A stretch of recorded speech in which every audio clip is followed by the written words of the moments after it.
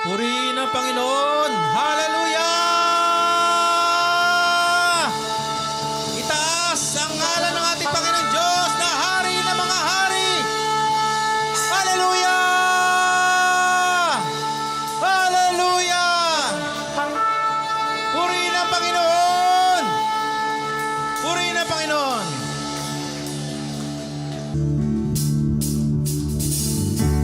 Yeah! Awit tayong lahat sa kabutihan ng ating Diyos. For this is the day that the Lord has made.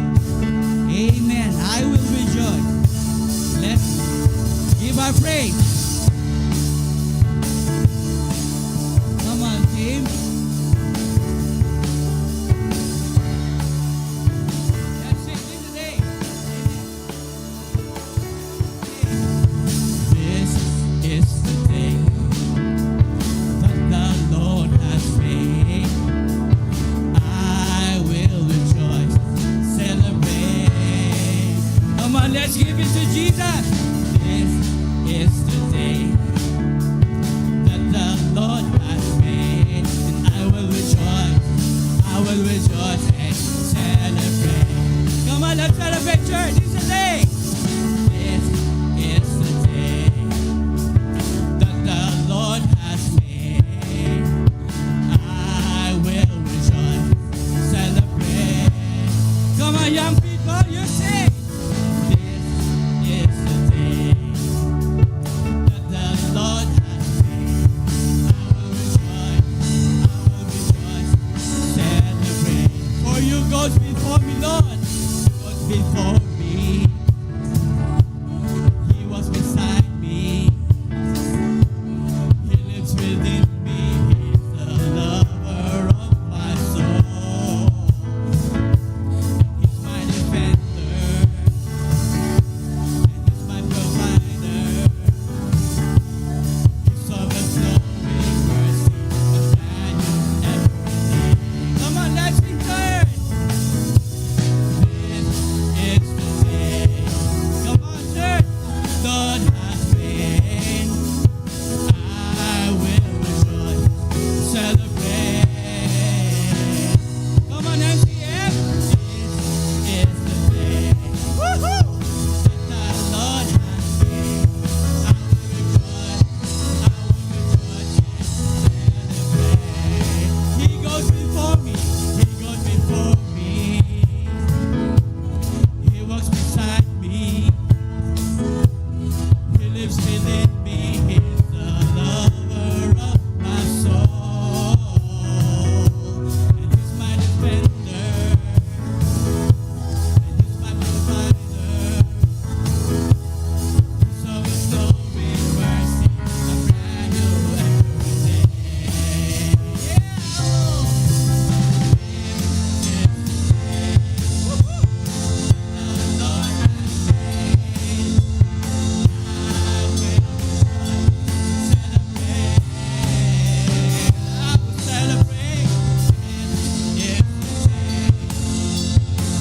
The Lord has made.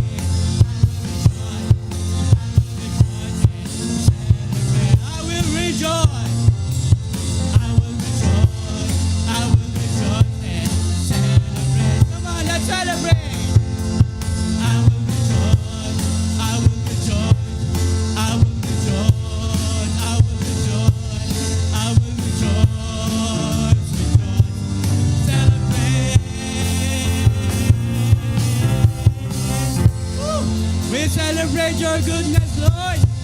Hallelujah. Ipinakilala po kasi agad ni Mark, mga kapatid, si Lord Jesus ay adult na. Nagmi-minister na.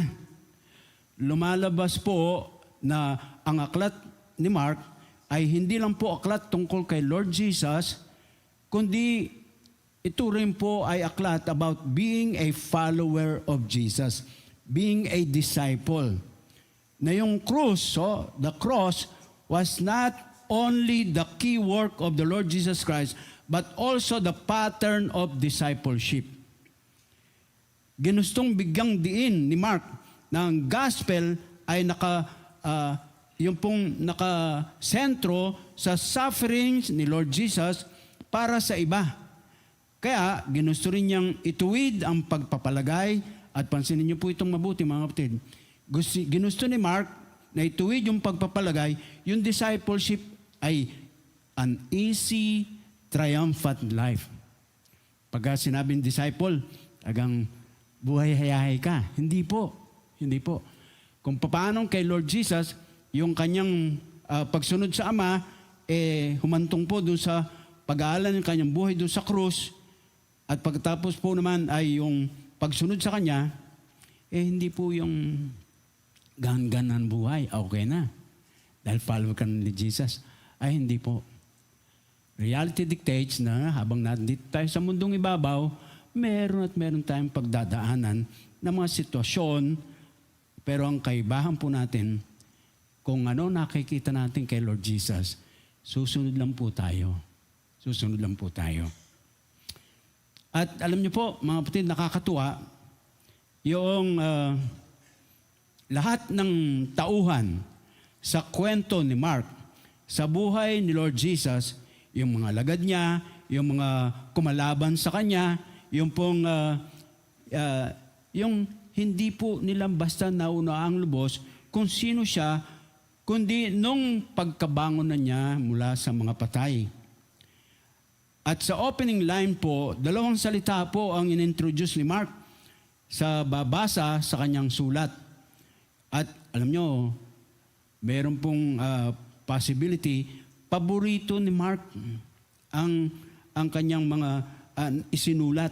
Kaya nga po ni-record niya. And mind you, by the way po mga kapatid, yung 4 na gospel records, Matthew, Mark, Luke, and John, kay Mark po ang pinakamaikli, having only 16 chapters. Whereas sa Matthew, 28 chapters. Sa Luke, 24 chapters. Sa John, 21 chapters. Pero again, binabalik natin yung idea, action-packed ang Mark. Action-packed. So, pinakikita lang po dito, paborito rin ni Mark. Kaya siya sa kanyang pagsulat. Nagsasaad yung totoong dignidad ni Lord Jesus. Ano po yung 2 salita na yun? Una, Christ or Messiah. Pangalawa, yung pong title na binigay sa ating Panginoong Hesus, Son of God. Nagbibigay ng totohanan at malalim na kamalayan doon sa idea, kapita-pitagan talaga ang Panginoong Hesus. Yung idea ng Messiah, the sent one, and the Son of God. Alam nyo, dahil po dyan, hindi siya basta tinanggap. Nagkaroon po siya ng mga kumalaban sa kanya. Hanggang ngayon po, totoo yan. Nagpakita din po ito sa ika nga po yung malabis na paghanga ni Mark sa ating Lord Jesus, so much so na ulitin po natin, kahit na siyang pinakamaikling aklat, having just 16 chapters, mga kapatid, talaga pong pinakita na eto, aksyon kagad kay Lord Jesus.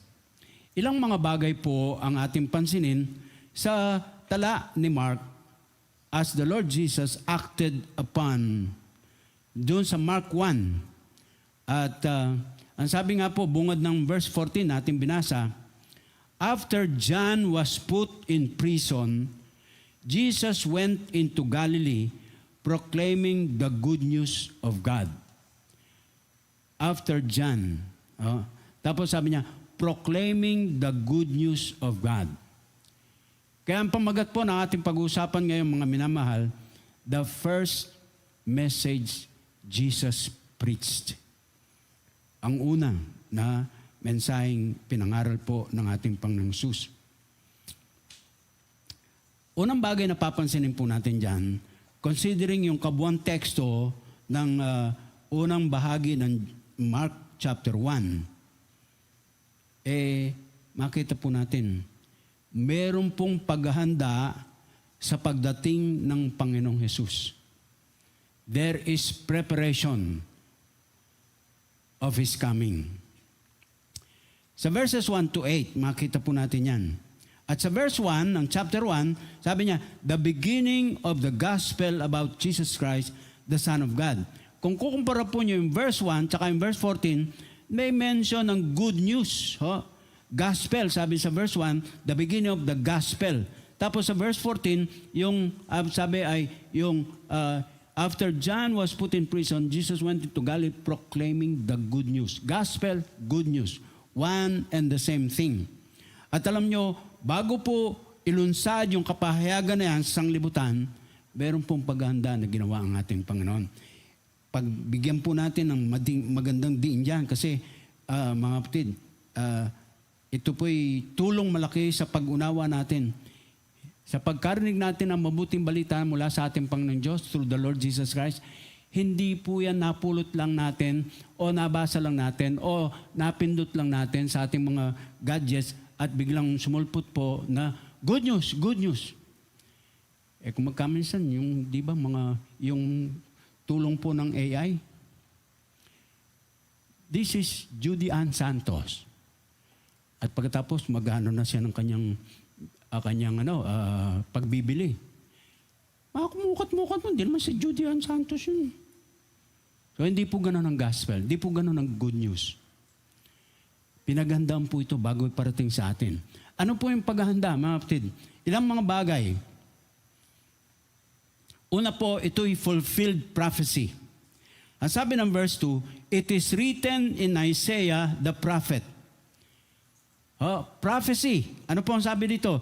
I will send my messenger ahead of you who will prepare your way. A voice of one calling in the desert, prepare the way for the Lord, make straight paths for Him. At yun po ay quotation sa lumang tipan. Prophesia. Inihayag na po bago pa mangyari.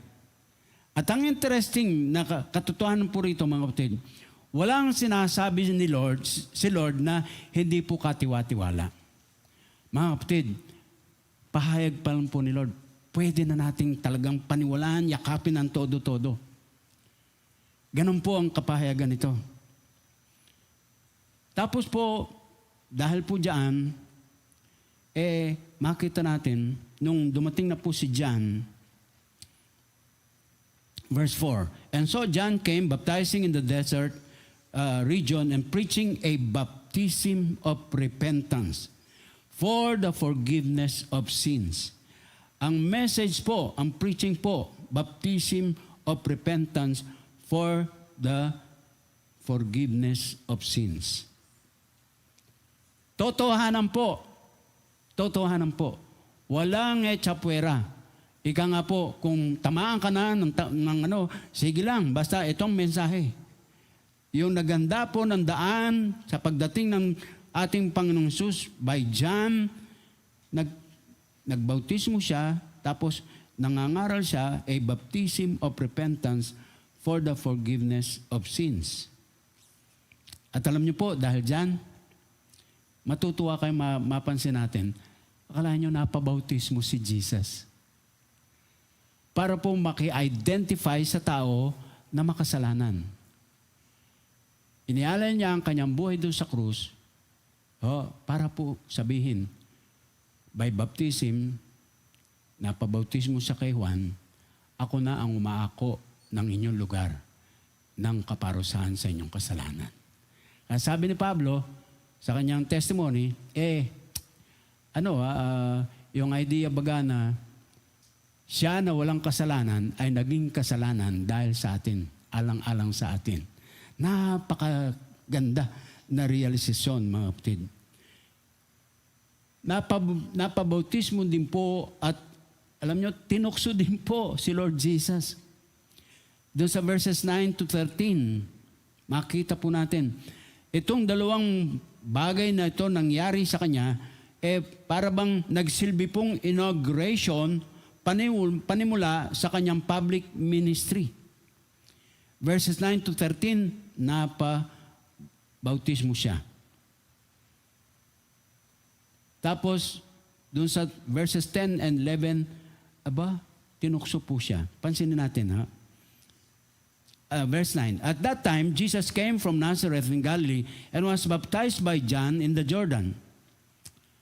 As Jesus was coming up out of the water, kasi nabautismo, no? Nung umahon siya, sabi niya, he saw heaven being torn open and the Spirit descending on him like a dove. And a voice came from heaven, "You are my Son, whom I love. With you I am well pleased." At once, the Spirit sent him out into the desert, and he was in the desert 40 days, being tempted by Satan. He was with the wild animals, and angels attended him. Mga kapatid, napabautismo. Tinukso din si Jesus. Sa atin na meron ng personal na kaugnayan kay Kristo sa pamamagitan ng ating pananampalataya, napabautismo na po ba tayo? At marami po na bagay na ito'y patuloy na maging program po ng church. Baptism. Pero pagkatapos po noon, pagkatapos ng bautismo, dinala siya doon sa ilang, 40 days, tinukso siya. Naharap ka rin, kapatid ko, sa Panginoon sa mga tukso. Minsan gusto kong sabihin na pagka hindi ka totoong Kristiyano, pagka hindi ka talaga naharap sa mga tukso, baka hindi ka totoong Kristiyano. Yung natutukso po, yung naharap sa mga tukso, yung po yung talagang target ng dyablo. Sino yung talagang target ng dyablo? Kundi yung totoong anak ng Diyos. Tulad kay Jesus. At ang kaibahan lang po, at malaking kaibahan ito, pagka si Kristiyano pumatol sa tukso. Ayun nangyari. So ito po. However, interestingly, sa pagitan po, mga kapatid, ng pagbautismo at pagkarap sa tukso, tingnan niyo po ang verses 10 and 11. Yung verse 10, yeah. As Jesus was coming up out of the water, what's the next phrase? He saw heaven being torn open and the Spirit descending on him like a dove. He saw. In other words, vision. Nakakita po ang Panginoong Hesus ng pangitain. Parang pinahintulot po ng Diyos na makasilip man lang sandali ang Panginoong Hesus kung anong mangyayari ayon sa kanyang pinlano upang sa kaligtasan ng mundong ibabaw. Vision. And I submit to you, gentlemen and ladies, even nakaayon po sa ating tema, let me tell you this. Yung pong sabihin natin na kahalagan, he saw heaven being torn open. Mga kapatid, sa realidad po ng ating pinag-aaralan, ito'y nagsilbi na si Lord Jesus, yung pagkatawag sa Kanya, talagang pinahayag po sa pamagitan nito. He saw heaven. At ang ating aplikasyon dyan, ito, actions are born out of vision. And vision is simply shows kung ano ang ibubunga ng action. Ulitin natin. Actions, are born out of vision. And vision simply show kung ano ang ibubunga ng ating actions. Without a vision, there would be no clear direction. Malabong goals at labo-labong mga gawain. Abala tayo pero baka walang na-accomplish. Sa dulo, matatanong natin, anyari? Mapapagod lang tayo. Dito po, pagkabautismo kay Jesus, bago siya matukso, sabi, pag ahon niya sa tubig, he saw the heavens torn apart. At interestingly po, sa pagkakasaad sa original ng New Testament Greek, yung pong construction dito, parang ganito ang sinasabi. Yung pong the heavens ay nasa capital letter H. The heavens splitting apart. Naghiwalay. Meron ba kayong naalala sa lumang tipan na kwento na mayroong paghiwalay? Paghahati? Parang ganun po ang idea. Pero sure enough, mga kapatid, nagbukas ang langit at bumaba ang ating Panginoon. So matotal, ang sinasabi po nito, mga minamahal, talaga pong pinakita sa atin through the Lord Jesus Christ yung intimate glimpse sa isang banal na layunin. Sinasabi po ng ating mga scholars na ito'y pahiwatig, ito'y parinig sa sinasabi ng Isaiah 64:1 kung saan nanalangin po si Isaiah sa ating Panginoon Diyos for God to rend the heavens and sabi po, come down. Bumaba. Bumaba.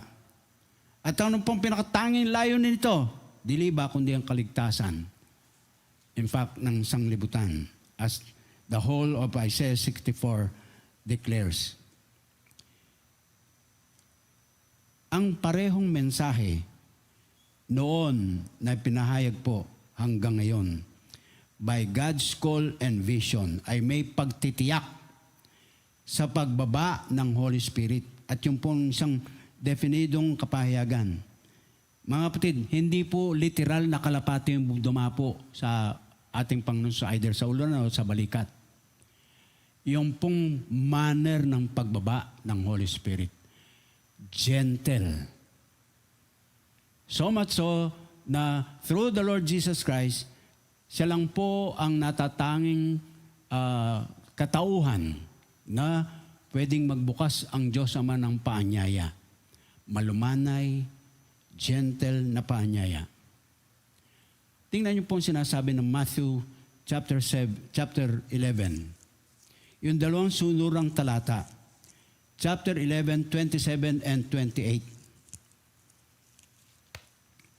Ang sabi po ng 27, batay sa ating pinag-aaralan, sabi niya, all things have been committed to me by my Father. No one knows the Son except the Father. And no one knows the Father except the Son, and those to whom the Son chooses to reveal Him. Mayamang kapahayagan ng isang dakilang katotohanan. Sabi po ng ating Panginoon, I praise you, Father, all things have been committed to me by my Father. No one knows the Son except the Father. No one knows the Father except the Son. Yung intimate relationship sa pagitan ng Ama at ng Anak. At alam niyo po, ang ginamit ng salita po sa dito sa Father, yung pong salitang Abba. Abba. Kung sa pag-aaral pong mabuti ng kapahayagan ng Aba, buong pitagan, buong respeto na inadres ng anak yung kanyang ama. Pwedeng kasakop na rin po dito yung lahat-lahat ng mga terminolohiyang gamit natin ngayon sa pag-address ng isang anak sa kanyang tatay. Dad, ang isang ano po ngayon, pudra. At kung meron daw pong mami, merong papi. Tamang ano lang ho, ano yun, tamang spelling, papi. Baka ho kung anong papi maalala nyo. At ano pa, tatay, ama, erpat. So, nandyan po mga kapatid. Pero lahat pong yan nakapaloob dun sa konsepto ng Biblia ng paggamit ng Aba, merong todong respeto. two sides. Two sides. On the one hand, talagang merong buong paggalang ang anak sa pag-address niya sa kanyang tatay. Yung mga kaluraning bansa, hindi ko po ganong na-appreciate.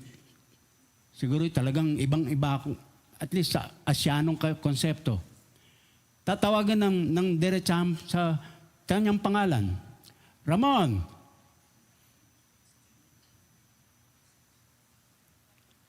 Alan.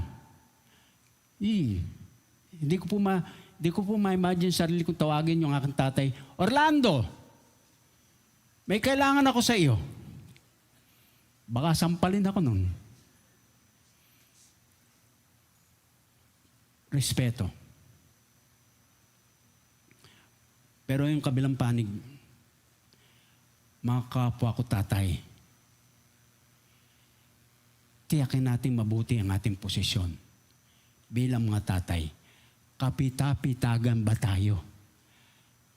Do we command respect from our children?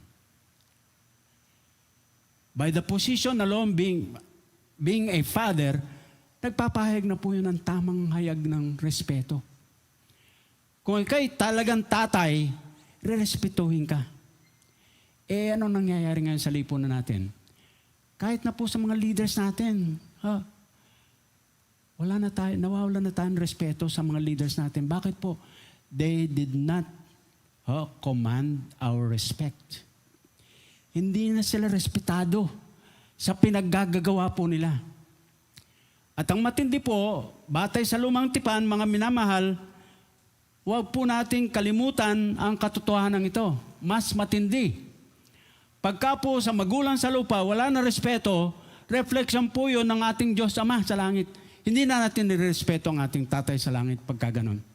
Kasi po, matay man nating pag-argumentuhan, utos po yun ng Diyos eh. Mga anak, maging magalang kayo, masunurin kayo sa inyong mga magulang. Wala pong kondisyon yun. Kung mabait yung tatay ko, kung wala po.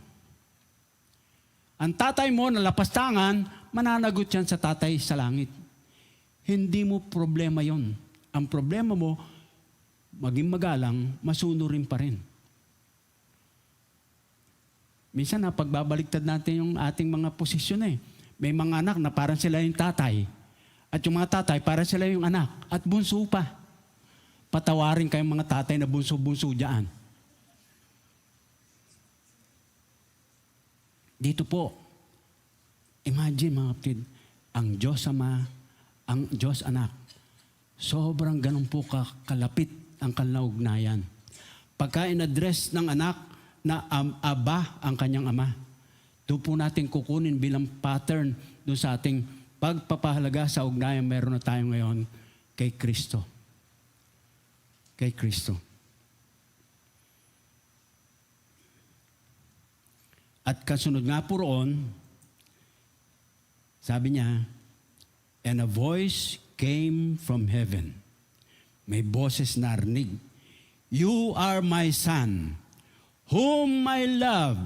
With you, I am well pleased. Sarap pakinggan.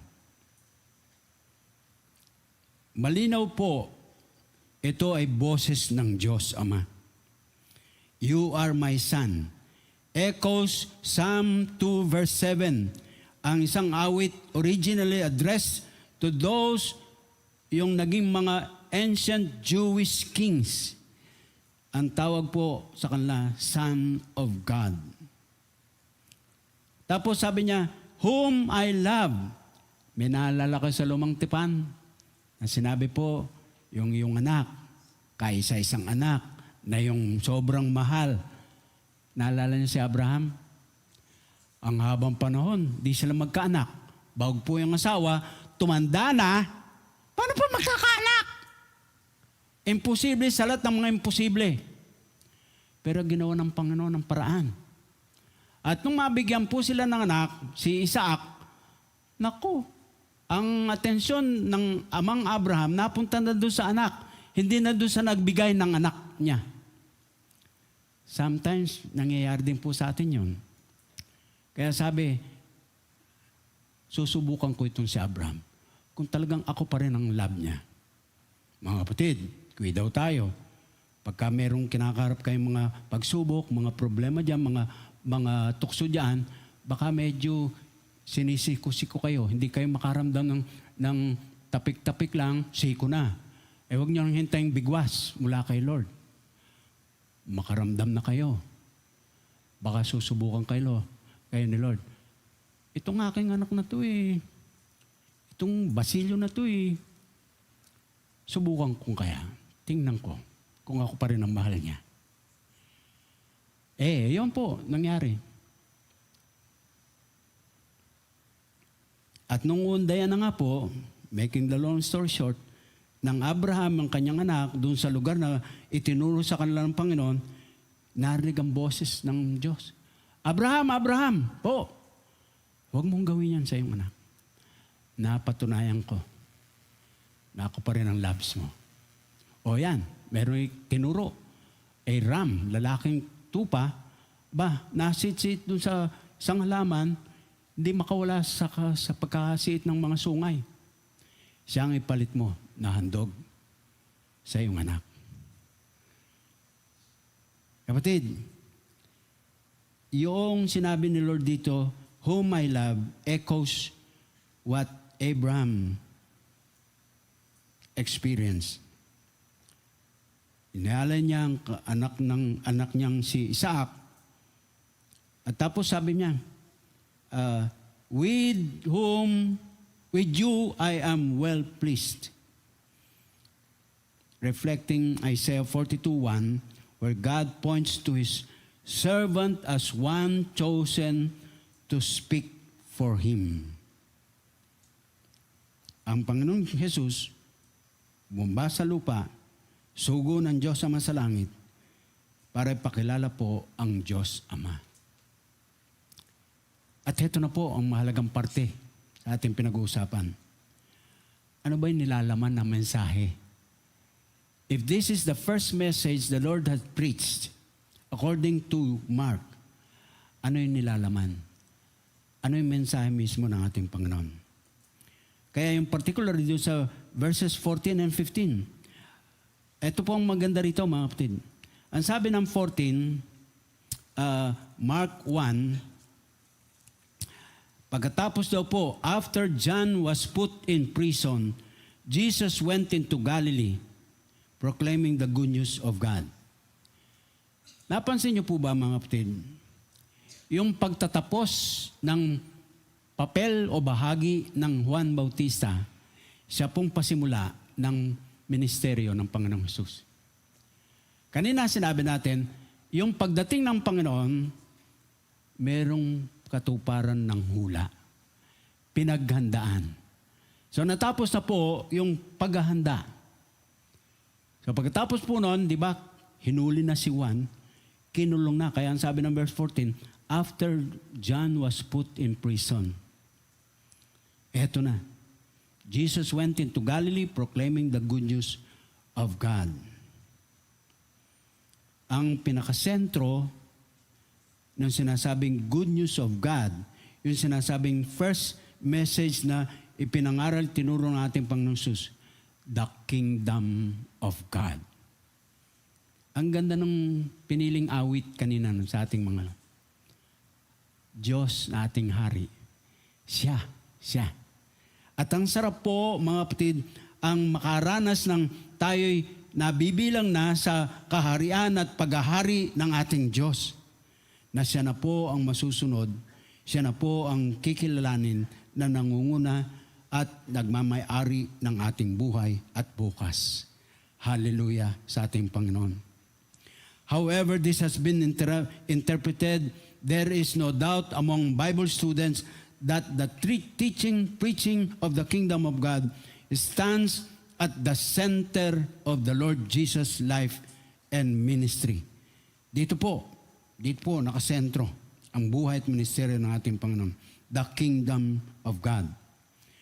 Sa kanya pong pangaral, ang pagbigay diin, hindi lang po sa spatial realm, yung lawak ng nasasakupan, kundi yung kanyang dynamic na panguna. Dynamic kingship rule. So, merong malawak na nasasakupan at meron naman pong matinding pamamahala, pangunguna, makahari, pangunguna. Itinuturo po niya ano ang isang sovereign rule, yung bang nakapangyayari, pinapangyayari, wala pong nalilihim sa kanya sa anumang mga pangyayari. Lahat pong yan napapalob doon sa paghahari ng ating Panginoong Hesus. At alam niyo po, ang magandang bukas para dito sa atin na nag-aaral ng salita ng Diyos. Kung ang kasalanan ay nangyari po na nakawasak po ng unang ika nga po'y paglilikha, paggawa ng ating Panginoong Diyos, through Jesus Christ and the kingdom of God established, ay magkakaroon na po ng pagbawi noong katotohanan na yung paradise lost will become a paradise gain. The first time narinig ko po yung salitang yon, galing pa sa mga Sabadista. Paradise lost, paradise gain. But it can only happen through Jesus Christ.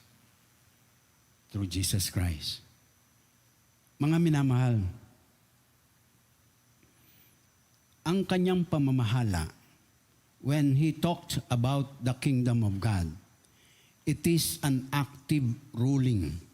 Aktibo po siya. Hindi po siya nakaupo lamang sa kanang luklukan ng Ama at kukuya-kuyakoy. Kahit ngayon po mismo sa mga sandaling ito, samantayo na roon o yung ating mga kaanak kung sa mga lupalop ng mundo na roon, anumang oras ang kanilang kinakaharap, equally, we have one king at ang kanyang pamamahala at tinatawag po na active ruling. Yung pong paglalang ng ating Panginoon Hesus. Nakita po, kita niya at ipinahahayag niya ng Diyos. Sabi po ay, the God of creation, the God of Exodus, the God of judgment of exile, is on the move again for salvation. Kaya ang tema na po natin, mga kapatid, MCF in action, lahat ay tutungo sa isang direksyon, winning people for the kingdom of God. Winning people for the kingdom of God. So, bigyan po natin ng ilang mga description, mga characteristics na makikita natin dito sa sinasabi ng Lord Jesus, the kingdom of God. What is it all about? 3 bagay lang po ang ating bibigyang pansin. Una, yung kaharian ng ating Diyos na itinuro po ni Lord Jesus ay kinapapalooban po ng new personal intervention. New personal intervention. Hindi po siya naglunsad ng bagong programa. Yung pa rin pong programa na pinlano niya bago pa mahulog ang tao sa kasalanan. At lahat na po na naapektuhan ng pagkahulog ni tao sa kasalanan, pati ng kanyang sangnilikha, physical na sanglibutan, naapektuhan. Pero mga kapatid, kanya pong pinagpatuloy at ginawa ng paraan upang yung kanyang original plan ng pagliligtas, maayos na pamuhay, kaharian ng Diyos ang iiral, siya pa rin pong mangyari. So, hindi po bagong programa. Tingnan niyo po sa ating gobyerno. Pagka nagkaroon ng botohan, nanalo na ito, bagong programa na naman. Bagong sistema na naman. Tayong mga mamamayan, nabitin na nga po doon sa pumalit, ay doon sa pinalitan, hindi pa natatapos yung kanyang pinangakong programa para sa kapakanan kuno ng bayan, bago na naman, baliwala na yung una. Kuwi daw tayo. Kahit sa sambahan, nangyayari yun. So ito po mga kapatid, hindi po bagong programa. Dati pa.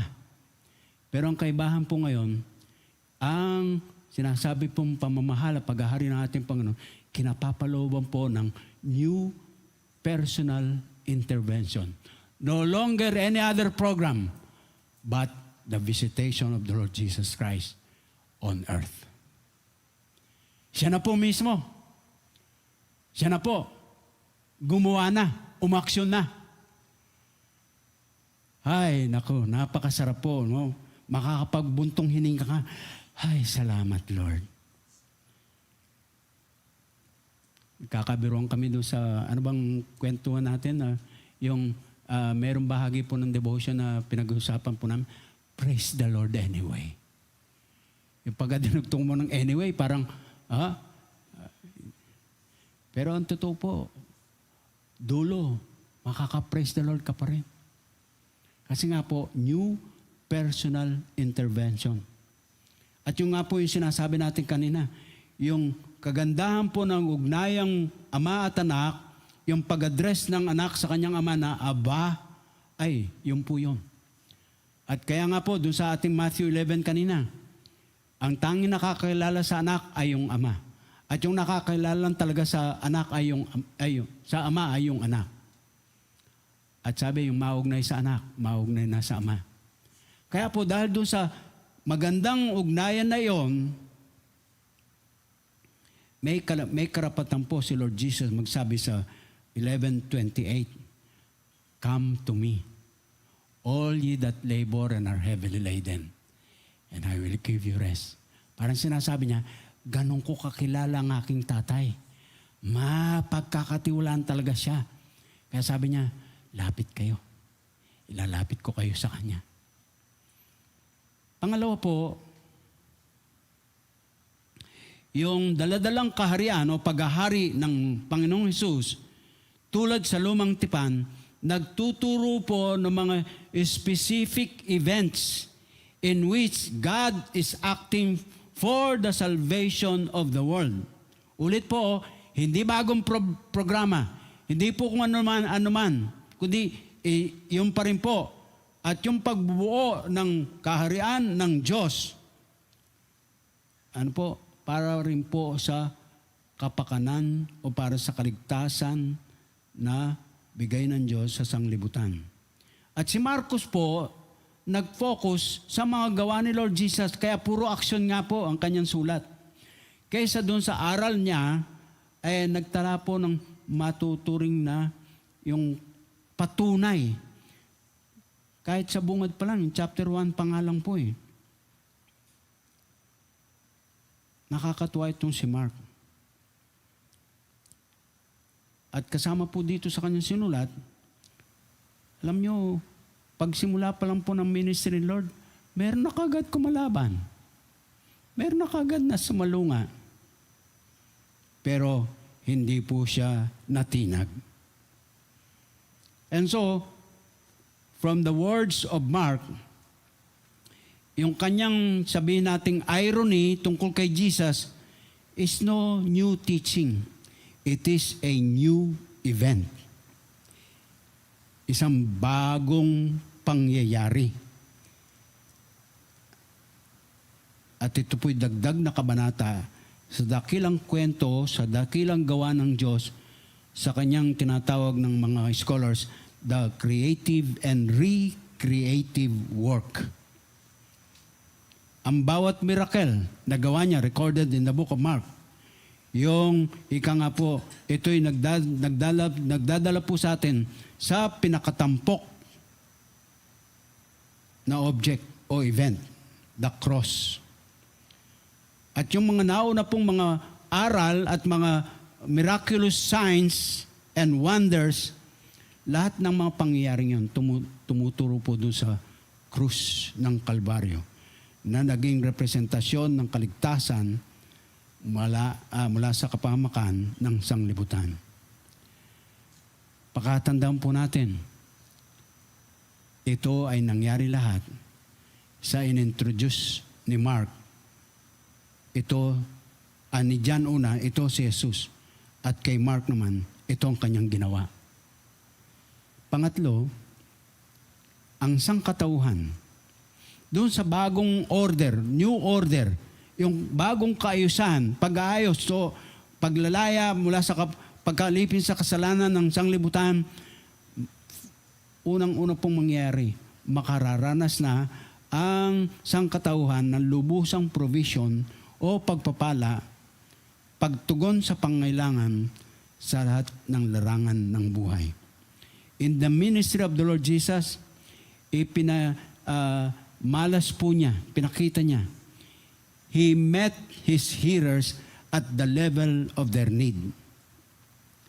Ginamit po ni Lord Jesus yung punto ng pangailangan ng tao bilang daan sa pagbubuo ng ugnayan bunsod ng pananampalataya. Ang pinakadulo po ng layunin ni Lord, establishing a relationship with God. Ang ginawa po niya, meeting every need, physical, otherwise. At dahil po doon, pagka natugunan ni Lord ang pangailangan nito, mag-aatid po yun sa possibility, maugnay ang tao sa Diyos.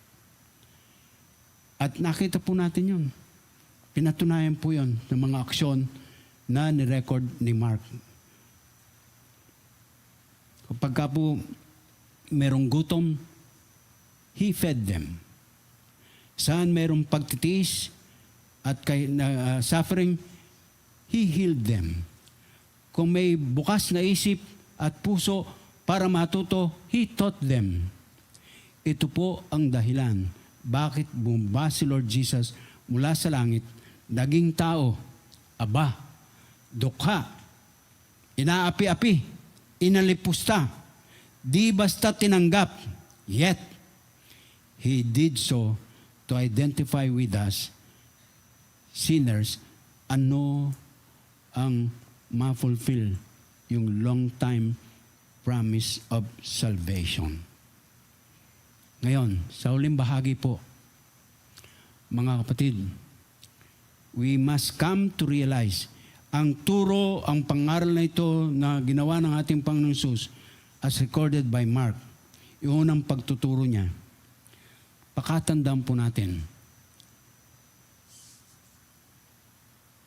Kay Mark, sa tingin ng sumulat, dulot marahil ng kanyang kabataan, gusto niya aksyon agad, kaya sinulat niya ang mga gawa ni Lord Jesus. In all of this, the kingdom calls for a personal response. The kingdom calls for a personal response. Ang pagdating ng paghahari ni Lord Jesus ay isang bagay na hindi tayo magiging neutral. Much more, maging indifferent. Hindi po. Ang pagdating po niya, tama po na ang kaharian ito ay gawa ng Diyos. We do not bring it upon ourselves by keeping the law. Mabait naman ako. Di naman ako nakalilimot. Religyoso ako. I go to church. Sinama ko po rito. I have encounter group. I have ministry, etc. Ngunit ang realidad na ito, pwedeng mamis. Pwede tayong malagpasan nito. We cannot remain neutral.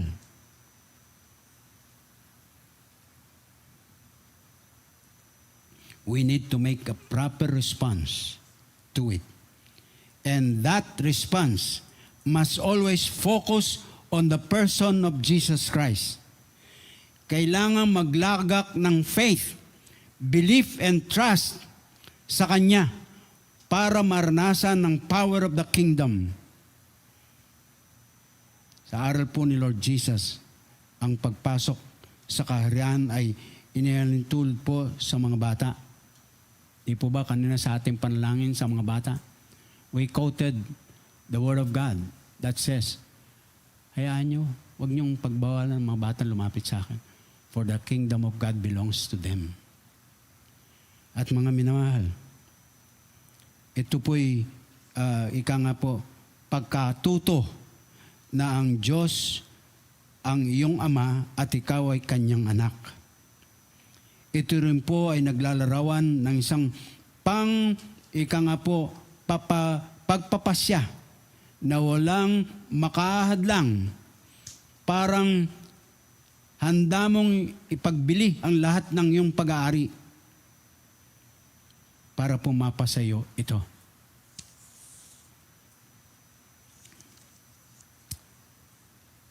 And this is sum up. This is sum up in the idea of the word repentance. Repentance. Kung si John, nagsimula po, nagbigay ng daan, pagpapakilala sa ating Panginoon sa kanyang ministeryo, nangaral, nagbautismo, dala-dala ang mensahe ng, sabi, preaching about repentance. Equally sa ating Panginoon Jesus. Hindi lang po sa kanyang pangaral, kundi sa kanyang aksyon. Yung mismong pagbaba niya mula sa langit, mabuhay na katulad sa atin dito sa lupa, liban sa nagkasala, nag-demonstrate po yun. Mahalaga ang pagsisisi, pagtalikod sa buhay kasalanan. Kahit na maging bukang bibig mo, ako'y Christian, pero hanggat wala pong pagsisisi, pagtalikod sa buhay kasalanan, ating liwanagin, ating gawing malinaw, yung ating tugon sa unang aral na ito ni Lord Jesus. Just like the example of Zacchaeus sa Luke 19. Di po ba, nagsikap si Zacchaeus talaga? Ma-encounter niya si Lord Jesus. Hindi po naging madali sa kanya. Una, galit ang mga tao. Ayaw siyang pagbigyan, ayaw siyang mauna. Malaman-laman niya, dadaan sa isang lugar. Tapos po, hindi siya makasingit. Anong ginawa niya? Akyat siya sa isang puno. Siya po ba yun, Zacchaeus? Alam niyo po yung puno, malaki, mataas. At ano pong physical stature ni Zacchaeus? Nagpapakita daw po yan ng contrast. Yung maliit na mama, akala niya malaki siya. Sa kanyang kaisipan, mayabang siya, mayaman siya, kilala siya. Kinailangan po niyang akyatin ng isang punong mataas at matinik para po ma-realize niya, ay, kailangan ko talaga si Lord Jesus. Kaya nung bumaba po, matapat si Jesus, anong sabi ni Lord Jesus? Tumingin, nandun sa kayo. Zacchaeus, bumaba ka. Kailangan kong pumasok sa bahay mo. Pakainin mo naman ako. Hindi po ganun sinabi ni Lord. Ang sinabi po, magkwentuhan tayo. At ano po sabi ni Zacchaeus? Voluntarily, on his part. Kapahayagan po ng repentance talaga. Sabi niya, kung sakali, meron akong ano po yun? Yung nabasura, na maleta. Sosoli ko po na makaapat na beses. Kala nyo ngayon lang uso yung maleta?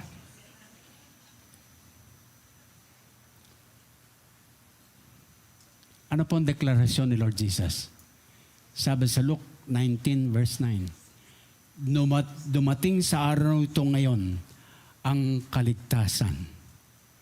Kapatid, that is the first message preached by the Lord Jesus according to Mark. Abangan nyo pa po mga susunod pa. It becomes more interesting. God bless us.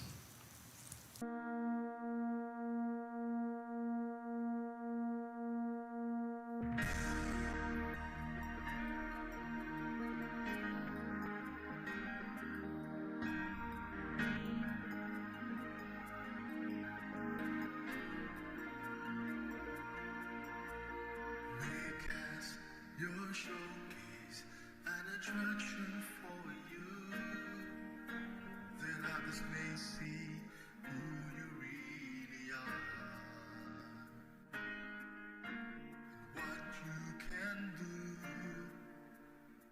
once they know you, they will love and serve